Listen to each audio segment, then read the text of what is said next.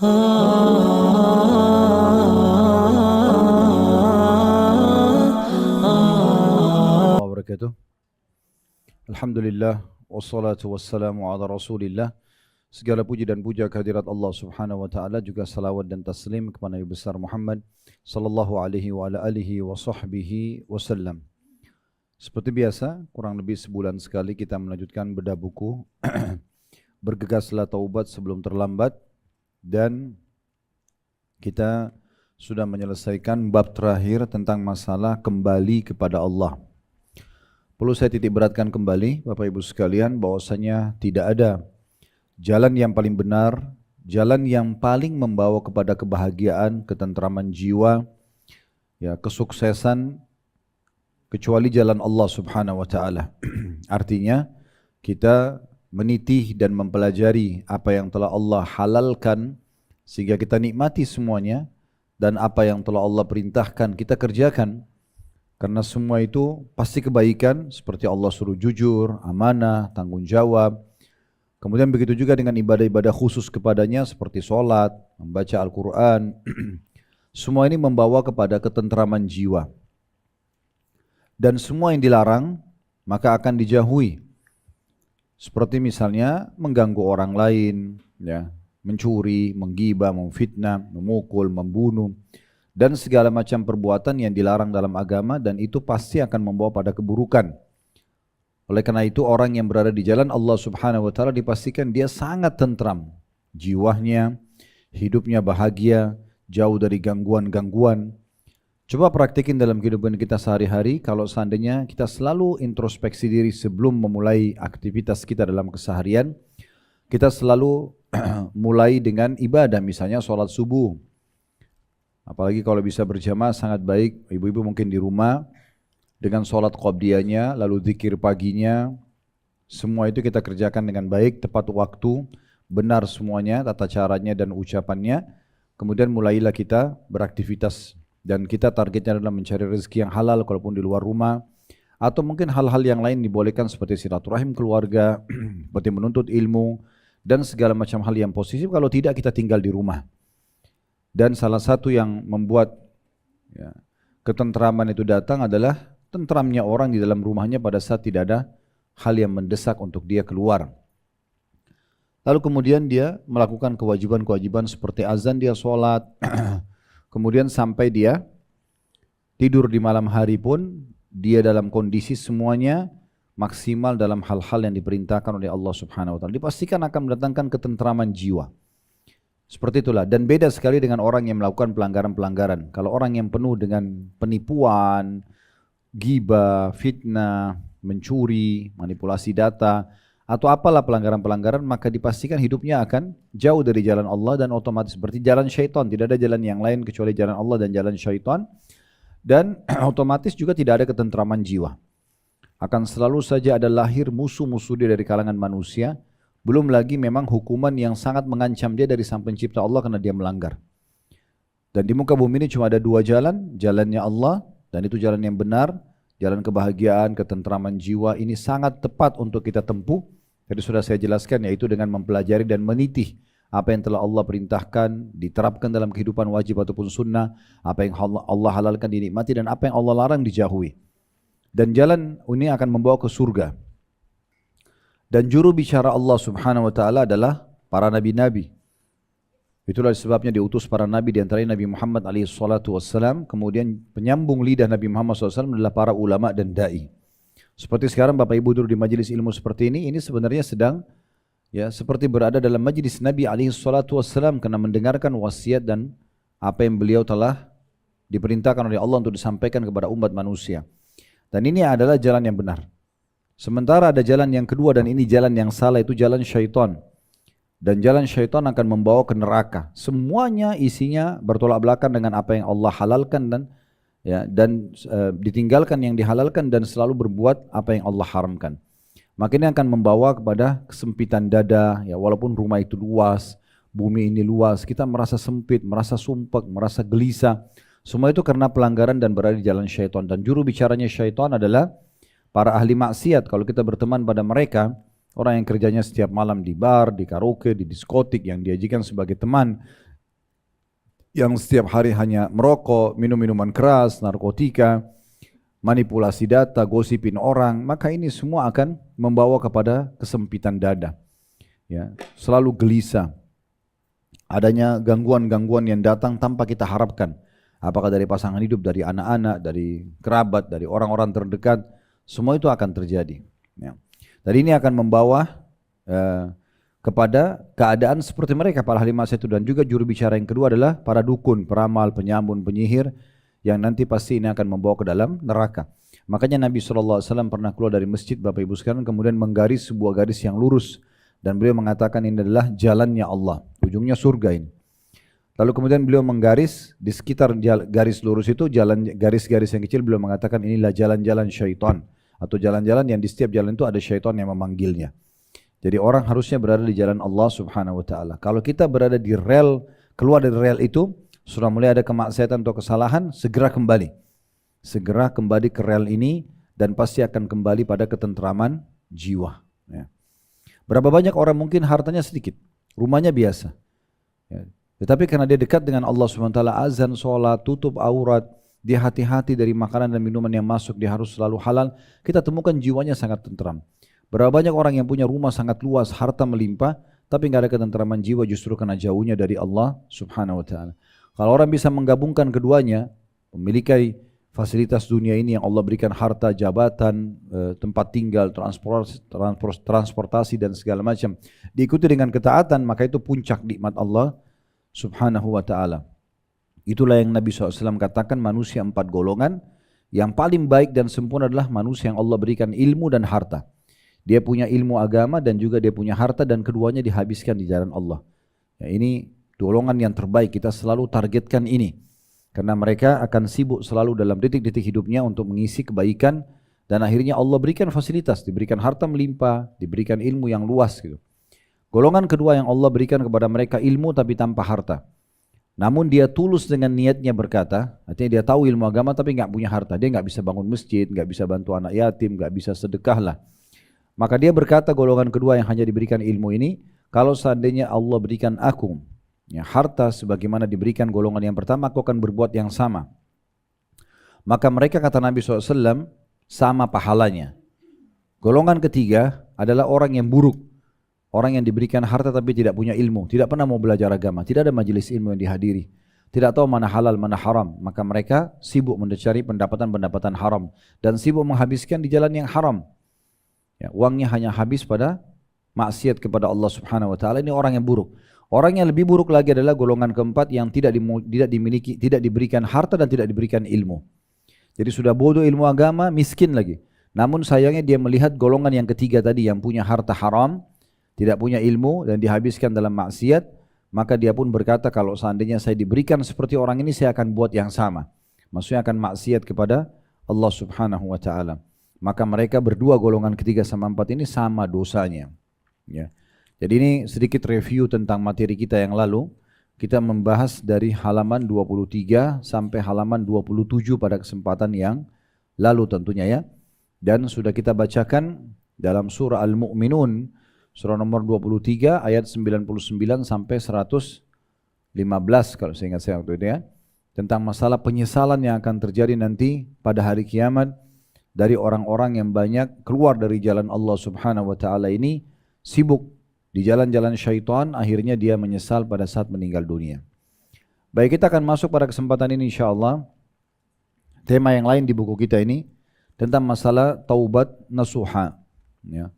Nah ini Bapak Ibu sekalian berada dari halaman 29 sampai 35 atau 36 kurang lebih.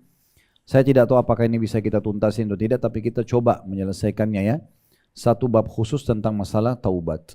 Nah taubat ini bahasanya atau artinya adalah kembali. Ya, secara etimologi dia kembali. Kalau taubat kepada Allah berarti kembali kepada Allah. Karena dia mengakui kesalahan yang dia lakukan. Umumnya semua kesalahan dan pelanggaran pasti diikuti dengan penyesalan. Allah berikan dalam hatinya menyesal, dia tahu itu salah. Sehingga akhirnya dia tidak mengulanginya lagi. Ya, dia tidak mengulanginya. Nah, taubat ini saya melihat adalah sebuah tiket VIP luar biasa gitu. Karena dengan taubat ini Allah bukakan pintu ini satu saja, maka sudah cukup memberikan kepada kita keselamatan dunia akhirat. Bagaimana tidak? Orang berbuat dosa 70 tahun misalnya, non-stop buat dosa setiap hari. Kalau Allah izinkan dia di umur 71 dia taubat, dia kembali kepada Allah walaupun hitungan menit, yang penting dia tulus kepada Tuhannya, dosanya 70 tahun bersih. Ini luar biasa tiket VIP, sampai sebagian ulama pada saat melihat jemaah haji yang datang di musim haji dan melihat mereka dalam kondisi sudah ubanan, sudah tua, ada yang pakai kursi roda, kemudian masih bisa datang haji pada saat itu luar biasa. Allah menginginkan mereka kembali di jalan Allah di akhir hidup mereka.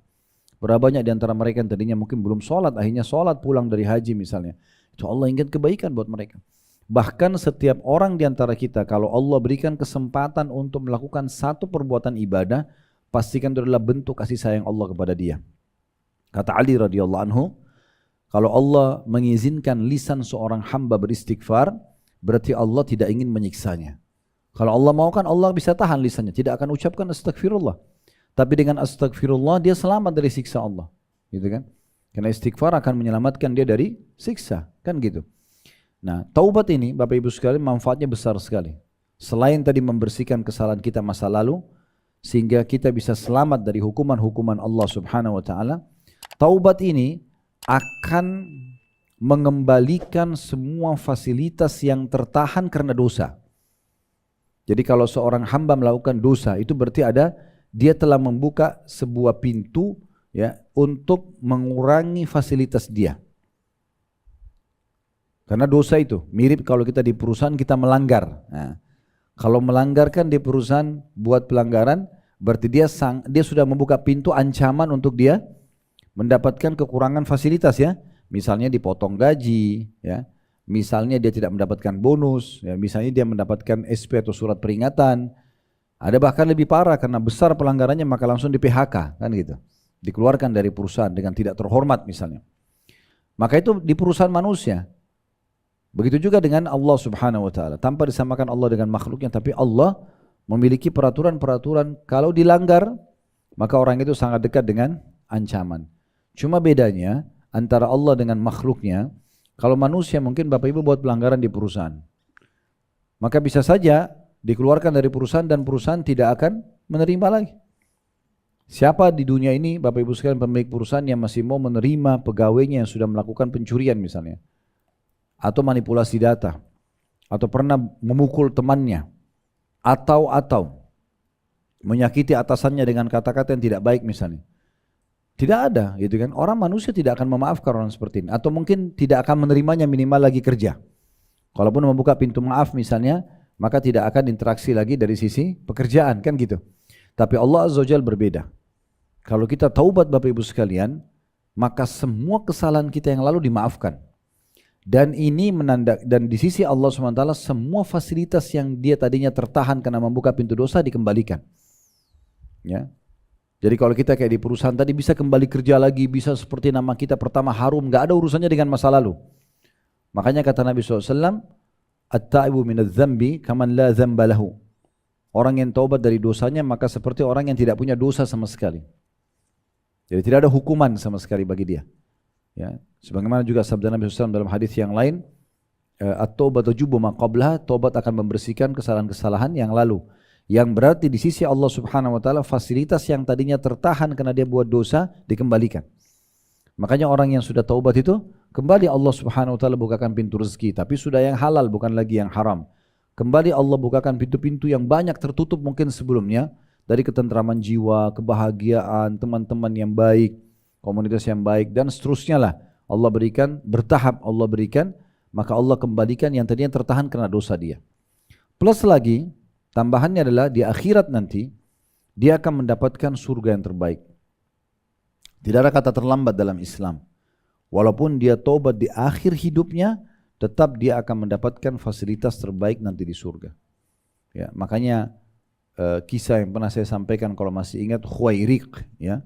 Khuwairik ini seorang pendeta Yahudi, saya ingatkan kembali kisahnya, di mana dia pada saat Nabi SAW mengumandangkan memanggil untuk perang Uhud di 16 Syawal hari Sabtu tahun 3 Hijriah, selepas subuh seruan Nabi SAW menyebar di seluruh Madinah untuk memanggil muslimin. Sebenarnya dari hari Sabtunya ya, dari hari Jumatnya Nabi sudah suruh sampaikan sampai hari Sabtu paginya. Lalu kemudian berkumpullah semua orang-orang untuk ikut berperang termasuk Khuwairik. Khuwairik sempat mengajak ya kaumnya untuk masuk Islam tapi tidak mau masuk Islam, akhirnya dia syahadat sendiri. Dia masuk Islam di waktu duha. Dan peperangan terjadi beberapa saat setelah itu. Subhanallah, di medan perang dia terbunuh mati syahid sebelum waktu duhur. Jadi Khuwairik baru masuk Islam waktu duha, dia ikut berperang di Uhud, dia terbunuh mati syahid. Maka waktu jenazahnya dilihat oleh Nabi SAW, beliau mengatakan, apakah ini orang yang tadi baru masuk Islam? Kata para sahabat, iya ya Rasulullah. Kata Nabi SAW, siapa yang ingin melihat penghuni surga yang belum pernah sujud sekalipun, lihat orang ini. Karena dia masuk Islam di waktu duha, berarti kan tidak ada kewajiban sholat subuh karena sudah lewat waktunya. Duhur belum masuk waktunya, dia sudah mati syahid. Berarti belum ada kewajiban sholat kena pada dia karena dia baru masuk Islam dan sudah terbunuh mati syahid. Begitu Islam melihatnya.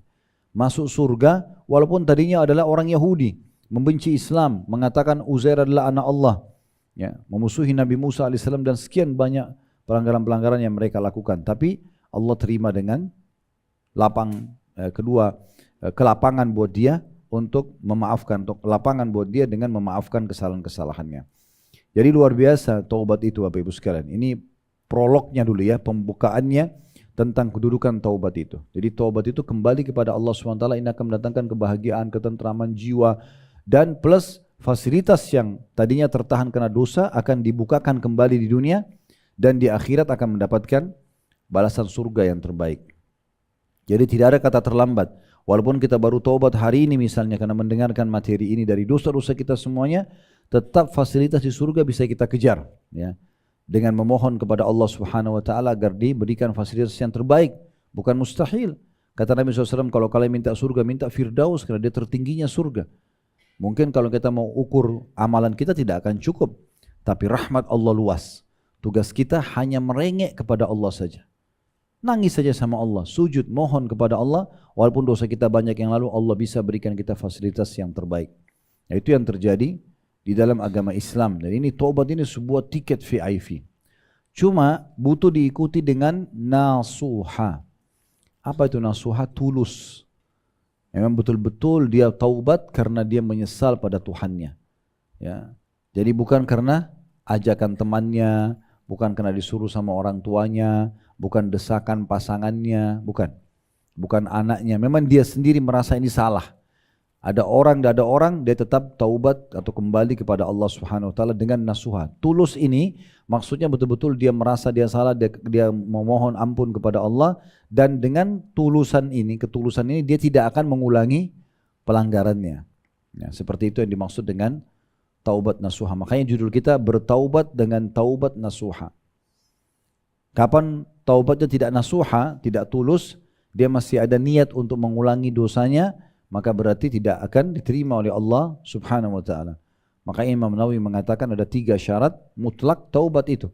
Sering kita ulangi dari awal dalam buku kita ya. Meninggalkan dosa itu seketika, lagi bohong, lagi riba, lagi zina, berhenti. Yang kedua sesali. Yang ketiga janji sama Allah tidak akan mengulanginya, maka akan diterima taubatnya. Saya akan bacakan ya. Di bab kita ini bertobat dengan tobat nasuha di halaman 29, Allah Subhanahu wa taala akan selalu menerima taubat hambanya selama dia mau bertaubat. Namun demikian akan sangat berguna baginya jika bertaubat itu atau taubat itu diiringi dengan janji untuk tidak mengulangi dosa lagi. Sebagaimana Allah memerintahkan orang beriman agar bertaubat dengan taubat nasuha. Jadi taubat nasuha tadi yang tulus, yang tidak ingin mengulangi lagi dosa itu. Dalam surah At-Tahrim surah nomor 66 ayat 8 Allah berfirman, Ya ayyuhalladzina amanu tubu ilallahi taubatan nasuhan asa rabbukum an yukaffira ankum sayyiatikum wa yudkhilakum jannatin tajri min tahtihal anhar.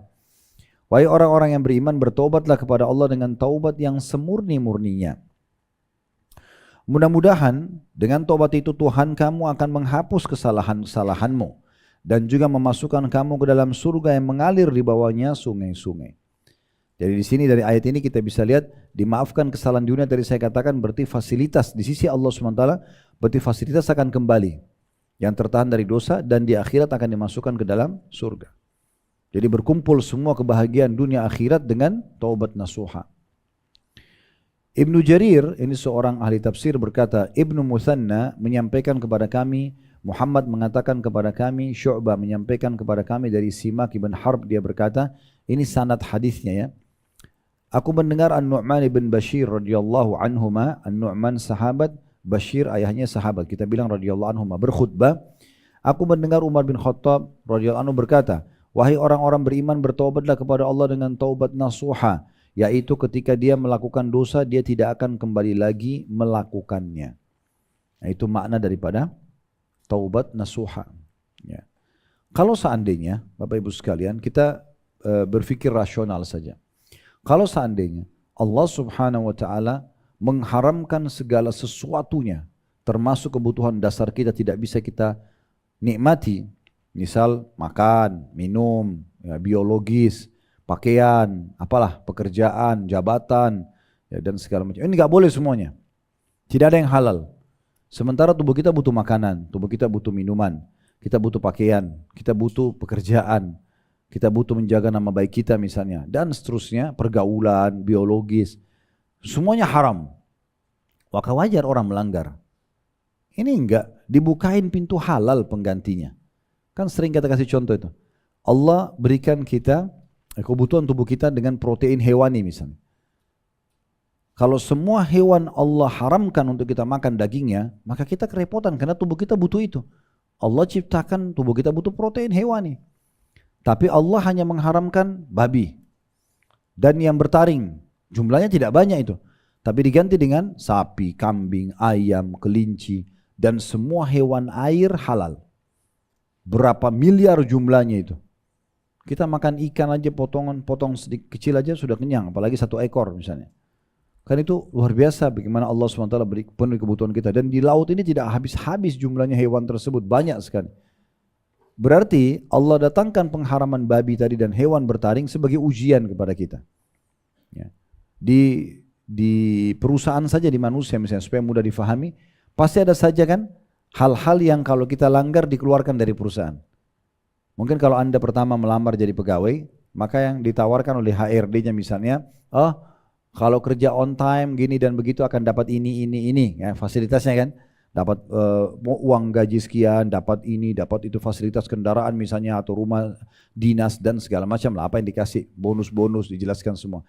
Tapi dari satu sisi, semua perusahaan pasti juga punya hal-hal yang berupa ancaman. Ya, coba tanya, kalau saya melanggar, saya tidak datang on time, akadnya jam 7.30 sampai jam 5 sore, tapi saya datang jam 8 misalnya. Pasti akan ada hukumannya, nggak mungkin tidak ada.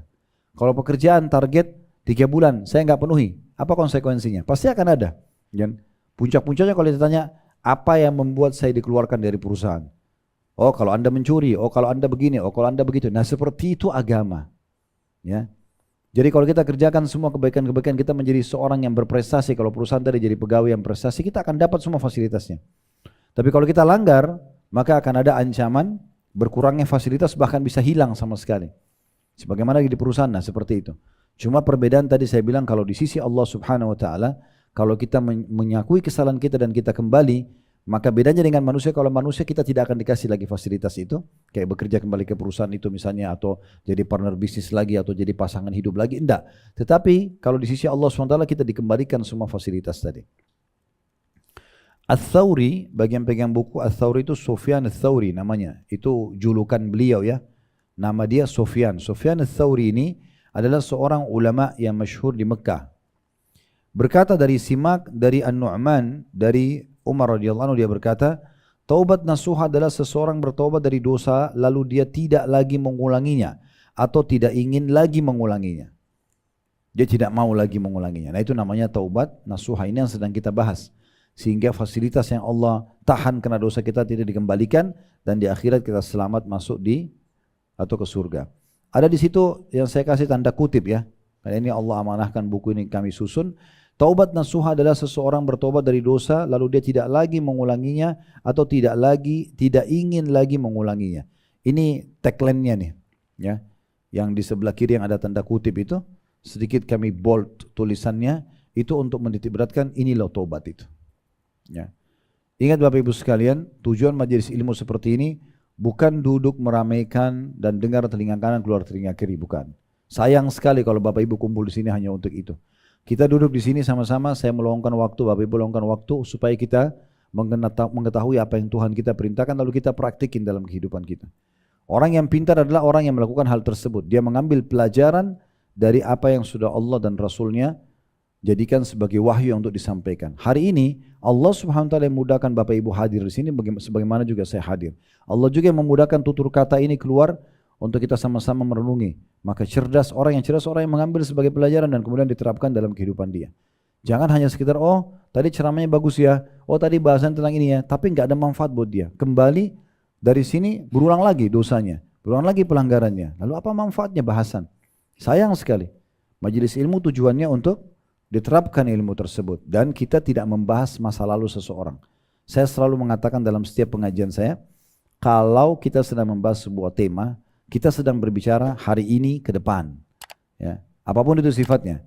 Masa lalu ada yang kita langgar itu berarti masa lalu. Tinggal sekarang kita perbaiki ke depan selama Allah masih kasih umur supaya kita lebih dekat dengan Allah Subhanahu wa taala.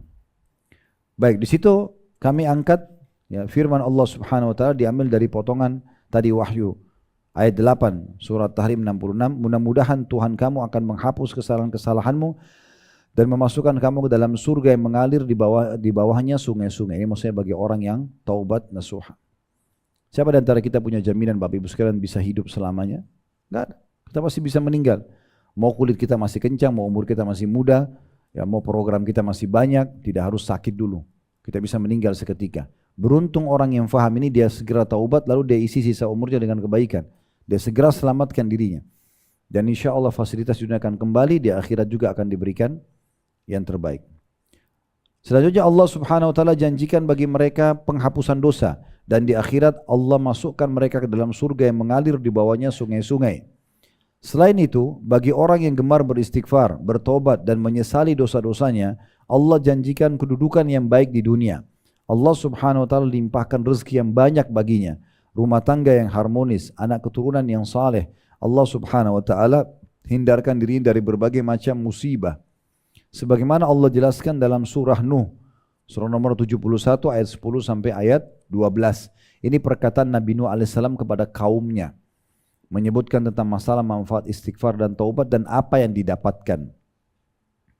Allah berfirman, "Faqultu astaghfiru rabbakum innahu kana ghaffara yursilis samaa'a 'alaikum midrara wa yumditkum bi amwalin wa banina wa yaj'al lakum jannatin wa yaj'al lakum anhara."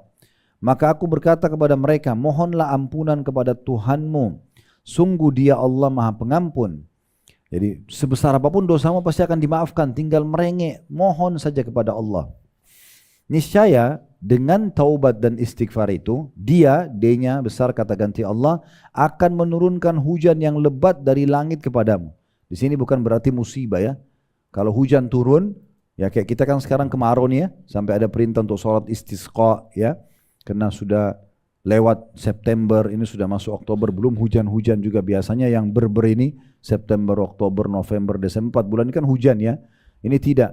Sampai saya kemarin sempat ada tablik akbar di Jawa Timur, lewat di satu daerah gitu ke tempat lokasi tablik akbar itu kering sekali, sampai pecah-pecah tanah di sana. Kuasa Allah SWT. Nah, turun hujan ini manfaat karena tanah yang mati pun gersang ya, peceklik itu akan basah dan mulai tumbuh tumbuhan. Dari situ ada genangan-genangan air, sungai mulai mengalir lagi ya. Kemudian bermanfaat bagi hewan, bermanfaat bagi tumbuh-tumbuhan, bermanfaat bagi manusia. Air itu luar biasa. Ya, makanya Allah SWT mengatakan dalam firman yang lain, wa ja'alna minal ma'i kulla syai'in hayy. Kami jadikan dari air semuanya bisa hidup. Ya, manusia bisa tahan tanpa makan tapi tidak bisa tahan tanpa minum. Kita bisa tahan lapar. Abi Dzar radhiyallahu anhu pernah tinggal 40 hari di Mekah tidak makan apa-apa kecuali minum air Zam-Zam. Hidup. Gitu kan? Tapi kalau tidak minum ini enggak mungkin. Ya. Oleh karena itu air itu sumbernya, makanya dikatakan Allah dengan istighfar menurunkan hujan buat kalian, maksudnya kesuburan, makmur datang dari langit sana. Kemudian Dia juga, D-nya kata ganti Allah, memperbanyak harta. Berarti tobat sama istighfar akan mendatangkan sumber rezeki dan juga anak-anak. Bagi yang belum karunia anak, Allah SWT bisa berikan dengan istighfar itu.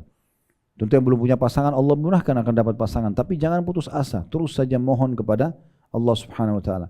Dan juga mengadakan dengan istighfar dan taubat itu sungai-sungai untukmu.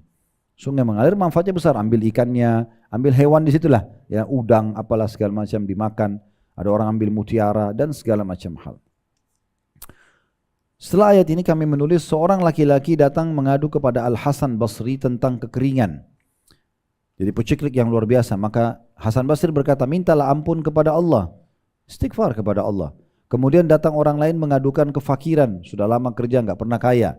Maka Hasan Basri berkata, mintalah ampun kepada Allah. Kalau dalam bahasa Arab sebenarnya ini perbanyak istighfar. Bukan cuma istighfar, selalu ulangin. Lisan ini di gigi mobil, lagi di dapur, lagi di kamar, selama bukan tempat yang dilarang berzikir kayak WC, ada kesempatan astagfirullah, astagfirullah. Kita istighfar selalu. Ya. Kata Hasan Basri, perbanyak istighfar. Lalu datang orang ketiga mengatakan, doakan kami agar mendapatkan keturunan, karena sudah lama menikah enggak punya keturunan. Maka dia berkata, mintalah ampun kepada Allah. Kemudian datang lagi orang lain mengadukan kebunnya yang penuh kekeringan. Maka Hasan Basri mengatakan, mintalah ampun kepada Allah. Maka dikatakan kepada dia, kenapa semua jawabannya sama? Kenapa semuanya disuruh mohon ampun, istighfar, taubat kepada Allah? Maka Hasan Basri menjawab, aku tidak berkata sedikit pun dari pendapatku sendiri. Sungguh Allah Subhanahu wa taala yang telah berfirman dalam surah Nuh.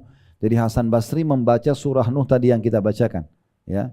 Ayat 10 sampai ayat 12 surah nomor 71 tadi, yang artinya mohon ampunlah kepada Tuhanmu, sungguh Dia Maha Pengampun, niscaya Dia akan menurunkan hujan yang lebat hujan lebat dari langit kepadamu dan memperbanyak untukmu harta juga keturunan dan juga mengadakan untukmu sungai-sungai. Juga dalam firman Allah Subhanahu wa taala yang lain, istighfar ini dan taubat bisa menghalangi datangnya hukuman Allah. Apapun itu sifatnya. Sebagaimana dalam surah Al-Anfal surah nomor 8 ayat 33 Allah mengatakan, "Wa ma kana Allahu liyu'adzibahum wa anta fihim wa ma kana Allahu mu'adzibahum wa hum yastaghfirun." Tetapi Allah tidak akan menghukum mereka selama engkau Muhammad berada di antara mereka, dan tidak pula Allah akan menghukum mereka sedangkan mereka masih memohon ampun. Ayat ini turun Bapak Ibu sekalian surah Al-Anfal ayat 33 kepada orang kafir Quraisy, ya. Makanya para sahabat mengatakan, dahulu kami memiliki dua kekuatan untuk selamat dari siksa Allah. Yang pertama adalah keberadaan Rasulullah SAW. Selama Nabi masih ada, masih hidup, maka aman dari siksa Allah. Karena Nabi langsung bisa mengingatkan kesalahan orang pada saat itu dan memohon ampun untuk mereka. Yang kedua adalah istighfar. Maka kata para sahabat, sekarang Nabi sudah tidak ada, sudah meninggal. Tersisa satu saja buat kita, yaitu istighfar dan taubat. Kalau ini pun tidak dilakukan, maka pastikan azab Allah bisa datang setiap saat. Ya. Oleh karena itu beristighfar adalah solusi yang paling luar biasa gitu. Nah, orang-orang kafir Quraisy Bapak Ibu sekalian, mereka itu subhanallah, kalau sudah tahu alhamdulillah, kalau belum tahu saya sampaikan. Mereka ini sangat unik gitu. Sampai kata Nabi SAW, sesungguhnya Hajar Aswad dan Maqam Ibrahim, ya, dua-duanya itu akan memancarkan cahaya yang memenuhi antara timur dan barat. Seluruh alam semesta ini bisa terang dari cahayanya, ya. Kalau bukan karena dosanya orang-orang Quraisy. Karena mereka buat dosa, Allah redam cahayanya dua benda dari langit ini. Dalam sebuah riwayat dua benda ini adalah dari surga, ya. Jadi luar biasa. Lalu apa dosa mereka sampai seperti itu? Yang pertama syirik kepada Allah. Mereka datangkan patung-patung dekat Ka'bah sampai ada 360 patung. Allah murka sekali dengan orang yang berbuat kesyirikan ini. Mereka berdoa sama Allah, yakin Ka'bah rumah Allah, tapi patung-patung ini dimintai juga, ya. Mereka menyembelih untuk Allah, dibagiin makanannya, tapi sembelih juga buat sesajen buat patung-patungnya. Jadi mereka jadikan sekutu buat Allah. Makanya Allah berfirman dalam surah An-Nisa, "Innallaha la yaghfiru an yushraka bih wa yaghfiru ma duna dzalika liman yasha." Allah tidak memaafkan orang yang berbuat syirik kepadanya, dan Allah memaafkan selain dosa ini siapa yang diinginkan. Allah sangat murka kalau dia dipartnerkan dengan makhluknya, enggak boleh. Ini dosa yang sangat luar biasa. Makanya waktu Nabi SAW membebaskan kota Makkah dari kekufuran, membawa pasukan 10.000 orang mengepung Makkah lalu merebutnya dari kekufuran, yang pertama Nabi lakukan adalah menghancurkan 360 patung itu. Kumpulkan semua orang-orang Quraisy di sekitar Ka'bah yang mereka anggap selama ini Tuhan-Tuhan mereka, dan mereka bumbuhi, syaitan bumbuhi buat mereka. Sampai ada di antara mereka yang berkeyakinan nggak boleh mandang mukanya patung itu. Kalau mandang bisa kualat. Ada Tuhan yang mereka anggap paling besar namanya Hubal. Mereka namakan Hubal. Patungnya tinggi sekali. Kalau orang melihat harus melongo ke atas. Itu saking dihormatinya sampai mereka anggap tidak boleh melihat ke arah patung itu. Dan patungnya dirantai supaya nggak dicuri sama orang. Gitu. Jadi mereka takut Tuhannya dicuri gitu ya. Itu subhanallah patung yang paling besar. Setiap kali ada sesuatu yang terjadi di Mekah mereka mengatakan, oh Hubal kutuk dia, oh Hubal kutuk dia, selalu begitu. Ya. Karena mereka memang menganggap itu Tuhan. Maka Nabi SAW jalan mengelilingi Ka'bah sambil menghancurkan patung itu dengan tongkat beliau. Ada di antara patung itu belum disentuh dengan tongkat Nabi sudah hancur sebagai bentuk mukjizat. Supaya mereka lihat. Ya, ada juga yang Nabi pukul baru hancur. Nabi biarkan 359 patung semuanya dihancurkan. Sudah hancur lebur jatuh di tanah. Ya. Tinggal Hubal satu yang paling besar. Maka Nabi SAW mencolok matanya dengan tongkat beliau sambil membaca firman Allah Subhanahu Wa Taala, wa qul ja'al haqq wa zahaqal batil innal batila kana zahuqa. Katakanlah kebenaran telah datang dan kebatilan akan kalah. Kalau kebenaran sudah datang maka kebatilan pasti akan sirna. Maka jatuhlah Hubal itu, patung yang sangat besar, hanya disentuh sama Nabi SAW sama tongkat sebagai jatuh, pecah menjadi beberapa bagian. Lalu sahabat datang menghancurkan patung tersebut. Nah, ini perbuatan yang luar biasa. Berapa banyak umat Islam yang melakukan pelanggaran-pelanggaran seperti masukkan patung di rumahnya, walaupun dengan alasan seni ataupun yang sejenisnya. Ini nggak boleh. Ya, patung itu nggak boleh. Makanya Nabi SAW mengatakan rumah tidak dimasuki oleh malaikat adalah rumah yang ada anjing dan ada patungnya. Jadi nggak boleh, gitu kan? Nah ini penting untuk digarisbawahi. Kemudian yang kedua, mereka selain syirik kepada Allah Subhanahu Wa Taala melakukan banyak pelanggaran seperti yang diharamkan memakan bangkai, ya. Kemudian mereka juga melakukan perjudian, mereka menjadikan dukun-dukun sebagai pemimpin mereka sehingga selalu minta saran pada dukun-dukun. Ya. Kemudian juga mereka meramal dengan bintang, yakin dengan bintang-bintang, gitu kan. Kemudian mereka tatayur menggantungkan nasib dengan benda, ya. Seperti mereka punya dukun-dukun yang dikenal di Mekah, mereka bayar dukun itu, lalu mereka beli seperti satu kotak dari dukun itu, di dalamnya ada 3 helai burung-burung merpati, bulu burung merpati. Yang bulu pertama ditulis kerjakan, bulu kedua ditulis tidak dikerjakan, yang bulu ketiga kosong. Setiap kali orang Quraisy dulu kalau mau pergi safar atau melakukan satu perbuatan, maka mereka datang ke dukun dulu, bayar duit lagi, kemudian apa yang mereka kerjakan cuma masukkan tangan ke kotak itu tanpa melihatnya. Kalau dia angkat bulu yang ternyata tertulis kerjakan, berarti oh ini akan berkah. Kalau keluar bulu yang jangan kerjakan tulisannya berarti ini akan kualat nih kalau dikerjakan. Kalau keluar bulu yang tidak ada tulisannya harus diulangi. Ya, untuk mendapatkan kerjakan atau tidak kerjakan. Ini namanya tatayur, nggak boleh. Dalam Islam tidak boleh. Ini perbuatan dilarang dalam Islam. Nah, kayak kita di Indonesia itu biasa tangan kiri gatal, mau keluar uang atau mau dapat uang tangan kanan, mau apalah keyakinannya. Matanya kedap-kedip di atas mau senang, di bawah mau sedih. Ini nggak boleh. Matanya capek aja istirahat selesai, gitu. Kompres pakai es batu sembuh, gitu kan. Kalau tangan kiri itu gatal selalu mau dapat uang, gatalin aja tiap hari, nggak usah kerja, nggak ada urusannya. Belum yang kupingnya, belum yang ini, belum yang itu, belum menganggap hari Selasa sial, segala macam ini nggak boleh. Ya. Tapi subhanallah dengan semua pelanggaran itu, Allah mengatakan Allah tidak akan menyiksa mereka hai Muhammad selama kau ada di situ, dan Allah tidak menyiksa mereka selama mereka istighfar. Jadi istighfar itu menghalangi hukuman Allah datang. Masih dikasih kesempatan untuk kembali kepada Allah. Itu makna surah Al-Anfal ayat 33 tadi. Ibnu Abbas radhiyallahu anhu, kita lanjutkan ya. Masih di halaman 32 paragraf terakhir. Ibnu Abbas radhiyallahu anhu berkata, sungguh Allah telah menjadikan untuk umat ini 2 keamanan. Mereka akan tetap terjaga dan terlindung dari bencana azab atau siksaan selama keduanya berada di tengah-tengah mereka. Adapun keamanan yang pertama telah Allah ambil kembali kepadanya, maksudnya dalam kurung keberadaan Nabi Muhammad SAW. Jadi Nabi sudah meninggal, berarti sudah tidak ada lagi cara untuk itu ya, karena beliau sudah tidak bisa kita minta tolong untuk beristighfar kepada Allah. Sedangkan keamanan yang kedua dari siksa Allah adalah tetap berada di tengah-tengah mereka, maksudnya adalah istighfar seorang mukmin.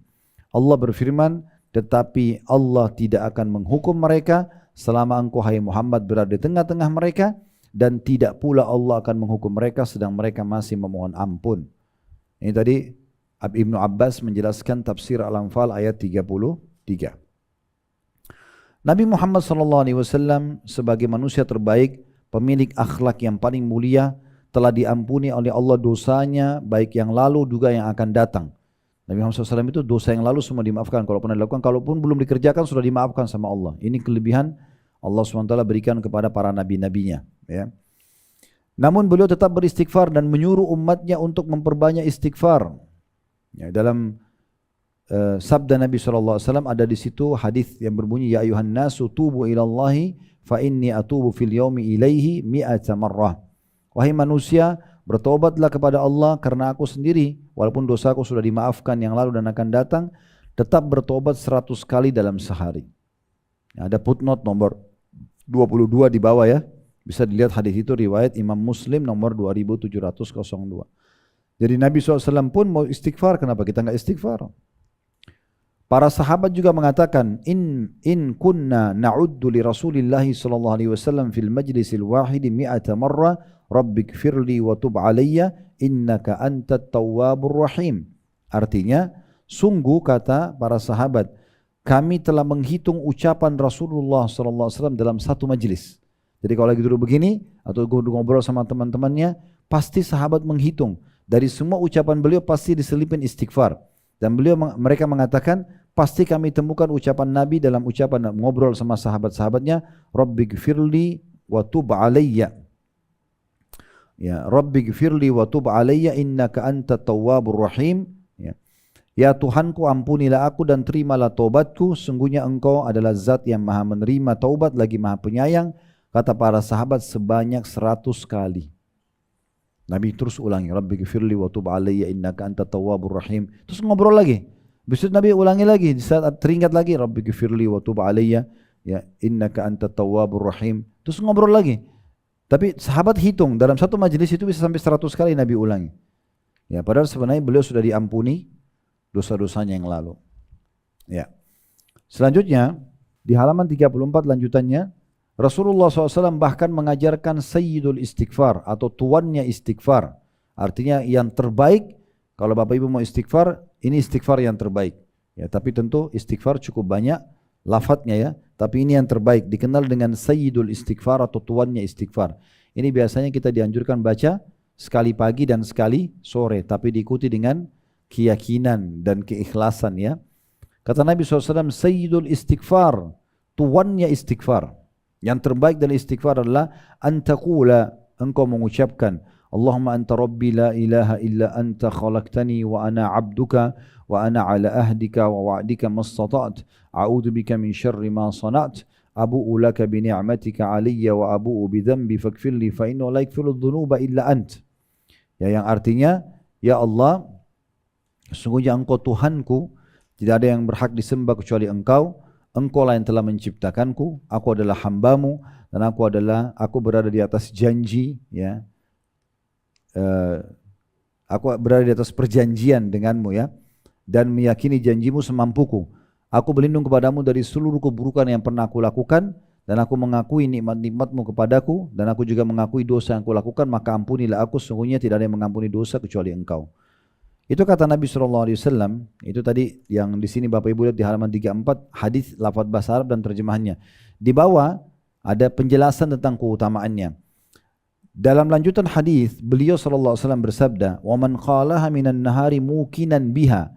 Siapa yang mengucapkannya di siang hari atau pagi hari dengan penuh keyakinan dengan apa yang dia ucapkan. Kalau kita di sini ikut dengan terjemahannya supaya kita faham, oh ini yang kita ucapkan gitu ya.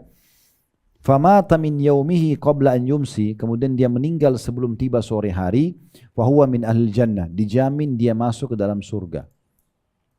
Wa man qalaha minal laili wa huwa muqinun biha, dan siapa yang mengucapkannya sore hari dengan penuh keyakinan dengan janji Allah Subhanahu wa taala dan Rasulnya Muhammad SAW ini, famata, kemudian dia mati qabla an yusbih, sebelum dia tiba pagi hari, fa huwa min ahlil jannah, maka dia termasuk penghuni surga.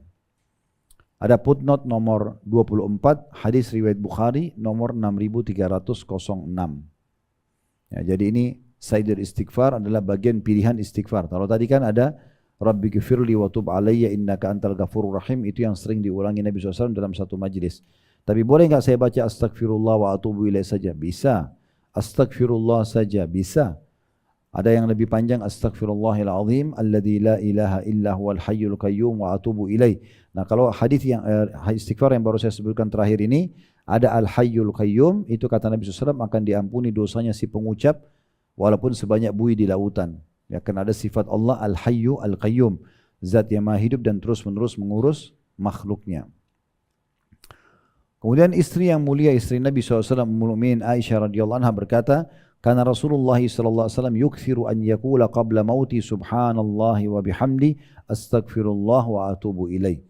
Sebelum meninggalnya Rasulullah SAW, beliau memperbanyak mengucapkan, ya, ini doa ini istighfarnya, subhanallahi wa bihamdi, maha suci Allah dan segala puji baginya, astaghfirullah wa atubu ilaih, atau beristighfar kepadanya, memohon maaf ya, wa atubu ilaih, dan berjanji tidak akan mengulanginya.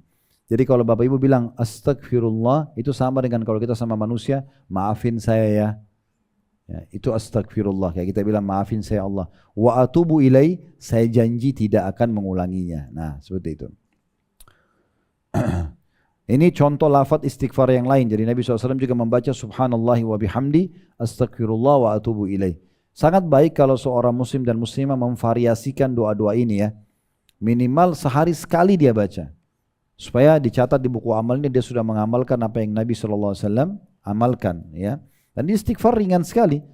Astagfirullah subhanallah wa bihamdi astagfirullah wa atubu ilaih, atau tadi astagfirullah saja, atau astagfirullahil azim, atau astagfirullah wa atubu ilaih.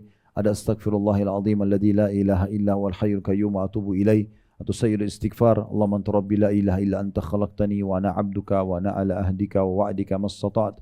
A'udzu bika min syarri ma sana'tu abu'u laka bi ni'matika 'alayya wa abu'u bi dhanbi faghfirli fa innahu la yaghfiru dzunuba illa ant. Ini ada footnote di situ disebutkan oleh Imam Ahmad dalam musnadnya beliau. Itu di halaman 35. Yang terakhir di sini kita tutup dengan ini insyaallah. Kalau ada pertanyaan setelah ini silahkan. Yaitu hadis qudsi. Dan ini hadis yang luar biasa dalam masalah taubat. Ya, dalam masalah taubat, Allah Subhanahu wa taala tidak pernah mau melihat dosa hambanya. Yang penting orang ini mau kembali, mau taubat. Dan tadi sudah saya bilang, berarti dia berjanji setelah itu tidak mau mengulangi dosanya ya, maka Allah akan terima. Hadis qudsi ini berbunyi, Nabi SAW bersabda, Allah Subhanahu wa taala berfirman, ya bna Adam innaka ma da'autani wa rajautani ghafartu laka ma ala ma kana fika wala ubali. Wahai anak Adam, tidaklah engkau berdoa kepadaku dan berharap kepadaku melainkan aku akan ampuni ya, dosa yang ada padamu dan aku tidak peduli. Maksudnya tidak peduli, tidak mau tahu jumlahnya, tidak mau tahu besarnya. Yang penting kamu mau memohon kepadaku, beristighfar kepadaku, aku maafkan. Dan aku tidak peduli, artinya tidak ada orang yang bisa intervensi di situ. Tidak ada orang yang bisa mengatur Allah, nggak ada. Tinggal merengek sama Allah, berdoa, Allah maafkan. Ya bna Adam, dilanjutkan lagi, walau balagat dzunubuka ananas samai thumma astaghfartani ghafartu laka wala ubali. Wahai anak Adam, seandainya dosa-dosamu telah mencapai setinggi langit, banyak sekali. Sampai sekarang manusia dengan teknologi zaman kita, kalau mau ke bulan masih butuh 1 bulan, gitu kan. Dan itu baru bulan, bintang yang dianggap terdekat lah, gitu kan. Belum bisa kita ke bintang-bintang yang lain yang jauh di sana. Apalagi kalau mau menjangkau langit dengan tangannya nggak mungkin, udah mustahil. Gitu. Tapi kalau dosa kita sepenuh langit itu semuanya, kemudian kata Allah, engkau meminta ampun kepadaku, niscaya aku akan mengampuninya. Dan aku tidak peduli. Maknanya apa? Tidak mau lihat dosamu, apa yang kau sudah kerjakan, tidak mau juga, atau tidak ada juga yang bisa intervensi kepadaku, aku maafkan. Tidak ada masalah. Yang penting mau enggak istighfar, gitu. Nah itu yang penting. Kemudian penutupan hadis dikatakan, ya bna Adam, innaka law ataitani bi qurabil ardi khataya la thumma lakitani la tusyrik bi syai'a la ataituka bi qurabiha maghfirah. Wahai anak Adam, kalau seandainya engkau datang kepadaku dengan membawa kesalahan sepenuh bumi, kemudian engkau menemuiku dengan tidak mempersekutukan sesuatu denganku, niscaya aku akan datang kepadamu dengan ampunan sepenuh bumi itu juga. Hadis ini riwayat Tirmidzi dan dinilai sahih oleh Syekh Albani. Baik, kita tutup dengan hadis ini. Saya akan bedah hadis ini karena hadis ini berisikan beberapa potongan janjian dari Allah.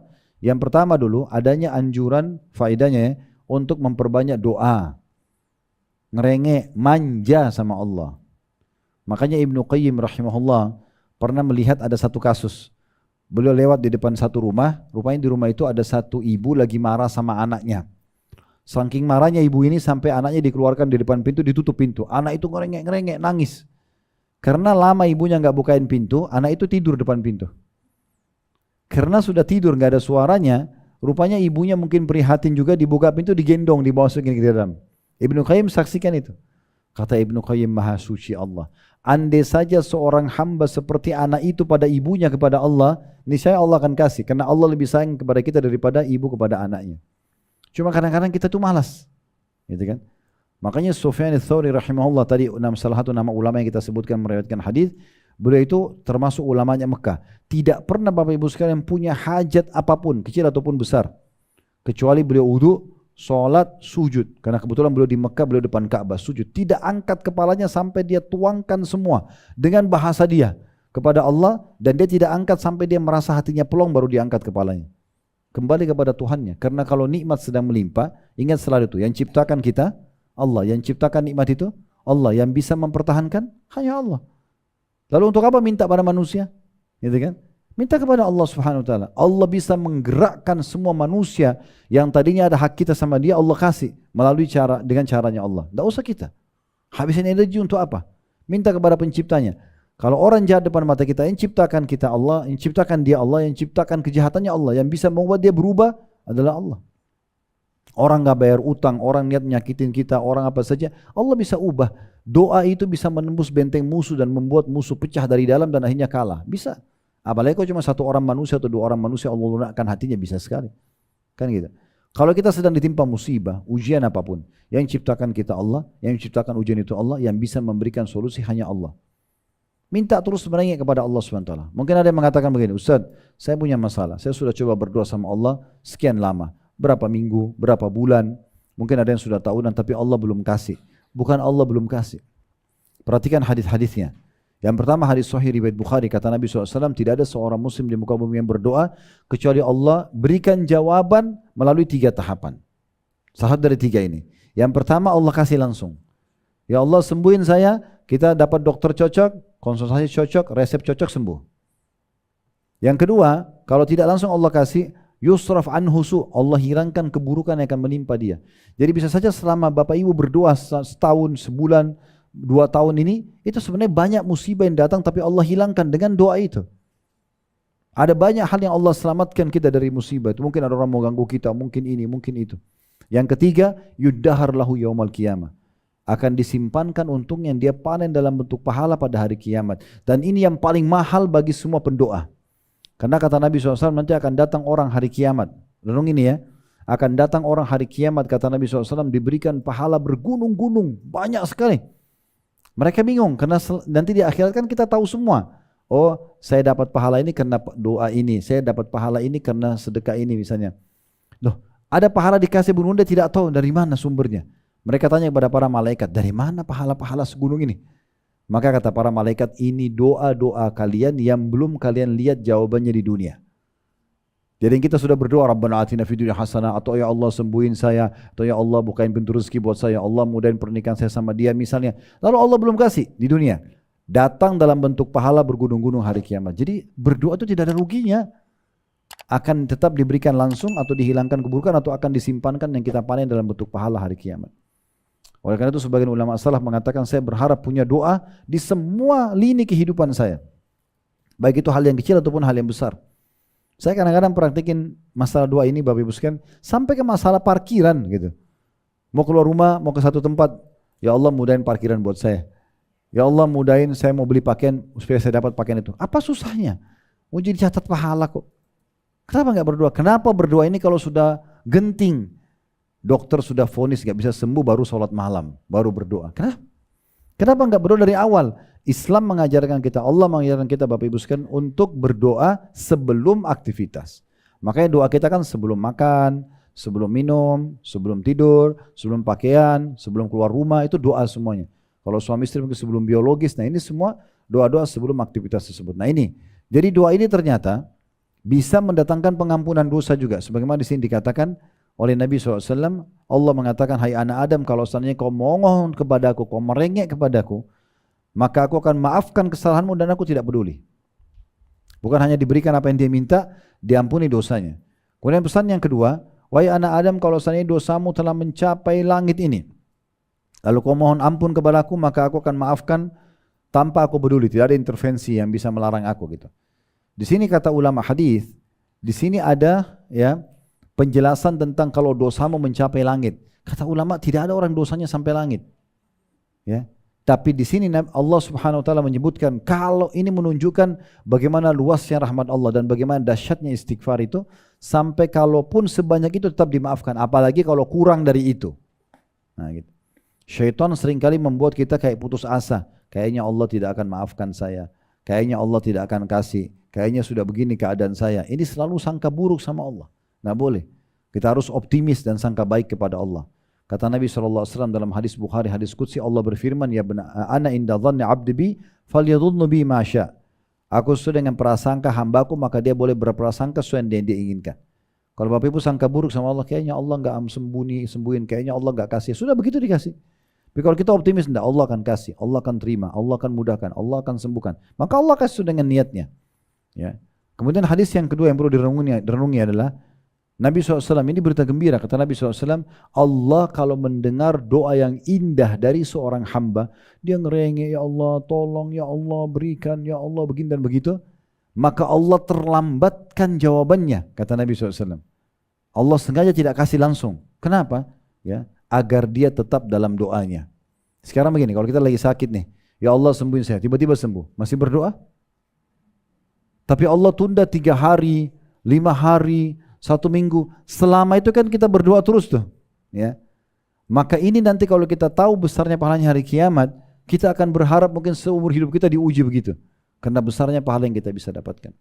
Jadi Allah bukan tidak mendengar, Allah menunda dengan hikmahnya. Mungkin nanti Allah akan kasih kita di waktu dan tempat yang kita lebih butuh daripada dikasih sekarang, gitu kan? Atau misalnya Allah hilangkan keburukan, kita minta nikah sama si fulan tapi Allah nggak kasih, maka mungkin memang di situ ada keburukan. Selama kita sudah berdoa, kalau kita paksakan mungkin jadi masalah misalnya, ya sudah, sangka baik dengan Allah SWT, tapi tetap minta agar diberikan yang terbaik dari Allah SWT. Yang potongan yang ketiga adalah ini kata Nabi SAW, kata Allah SWT, hai anak Adam, kalau engkau datang kepadaku, ya, membawa dosa sepenuh bumi pada hari kiamat nanti, dan engkau datang tidak menyekutukan aku dengan sesuatu apapun, tidak syirik kepada Allah, maka aku akan mendatangkan ampunan seluas bumi itu juga.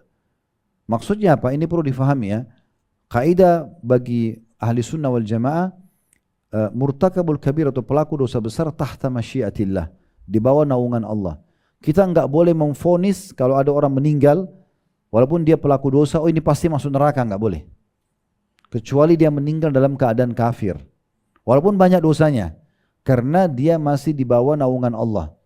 Kata Nabi SAW, siapa yang buat kebaikan, dia bersyukur kepada Allah, dia akan dapat balasannya. Siapa yang berbuat jahat, maka itu urusannya dikembalikan pada Tuhannya.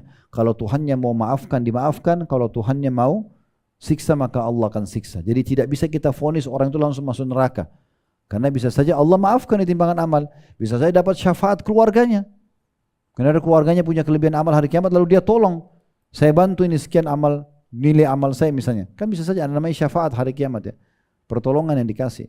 Jadi tidak boleh kita vonis. Nah, itu yang dimaksud di sini. Kalau dia tidak berbuat syirik, maka dia masih di bawah masyiatillah, di bawah naungan Allah.